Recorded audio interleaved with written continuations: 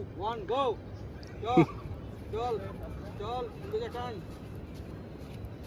একদম একদম চল এগোতে থাক hey guys welcome back to my channel. আর আজকে যে প্রি ওয়েডিংটার বিটিএসটা আমি তোমাদের সঙ্গে শেয়ার করবো সেটা হচ্ছে আমার নিজের প্রি ওয়েডিং। আর আমার প্রি ওয়েডিং এর জন্য যেই ফার্স্ট লোকেশনটা আমাদের চুজ করা হয়েছিল সেটা হচ্ছে তালসারির সাদাবালির বিচ। তো আমার প্রি ওয়েডিং এর পুরো ভিডিওর দায়িত্ব ছিল অরূপের, মানে ডাইরেকশন অ্যান্ড এভরিথিং।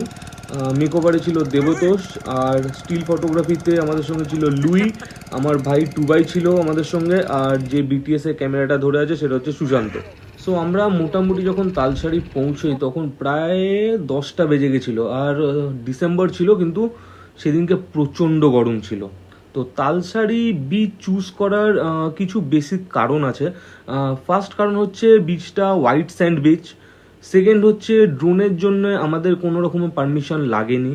থার্ড হচ্ছে লোকেশনটায় ভিড় প্রচণ্ড কম, তো আমরা নিজেদের মতো করে পুরো জিনিসটাকে কন্ডাক্ট করতে পেরেছি পিসফুলি। ওকে, তো এগুলো গেল পজিটিভ ব্যাপার।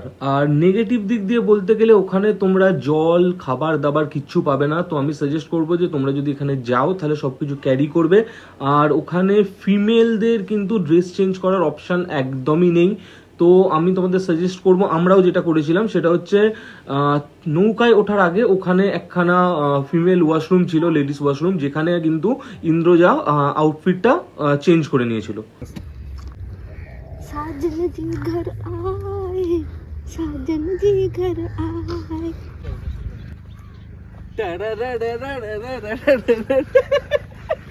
ইন্দ্রকে ব্যালেন্স করে রাখা হয়েছে। And as I told earlier, তোমরা দেখতেই পাচ্ছ পুরো শ্যুটটা কিন্তু টোটালি অরূপের ডাইরেকশনে হচ্ছে। মানে ও যেইভাবে আমাদের শর্ট দিতে বলেছিল, ও প্রচন্ড এক্সপিরিয়েন্স একজন ভিডিওগ্রাফার। আমরা কিন্তু খালি ওর কথা ফলো করে শর্টগুলো দিয়ে গেছি। হ্যাঁ, আমাকে শিখিয়ে দিয়েছে বারবার টাচ আপ করতে হবে, না দরকার পড়লে মুখের সামনে গিয়ে হাজির হবে। এত খুশি হয়ে যে পেমেন্ট বাড়িয়ে দিতে পারে। বাবু 500 টাকা এক্সট্রা। এই 500 টাকা দিলে নেবো না হার। আর আমি একটা ছোট্ট জিনিস জাস্ট তোমাদের সঙ্গে শেয়ার করব, যে যখনই তোমরা কোনো প্রি ওয়েডিং এর জন্য কোনো ফটোগ্রাফি টিমকে হায়ার করবে, প্লিজ ট্রাস্ট দেম। ঠিক আছে? মানে এরম অনেক সময় হয় যে তোমাদের হয়তো মনে হচ্ছে শটটা ভালো আসছে না বা শটটা দিতে প্রবলেম হচ্ছে। যেমন আমারও ওইখানে মানে খালি পায়ে দাঁড়াতে প্রচণ্ড প্রবলেম হচ্ছিল, কারণ গাছের ছোট ছোট ছোট ছোট কাঁটা কিন্তু ওখান দিয়ে বেরিয়েছিল। কিন্তু আমি তাও ট্রাই করেছি যে অরূপ যেই শটটা নিতে চাইছে, আমি 100% ট্রাই করেছিলাম ওকে কোঅপারেট করার।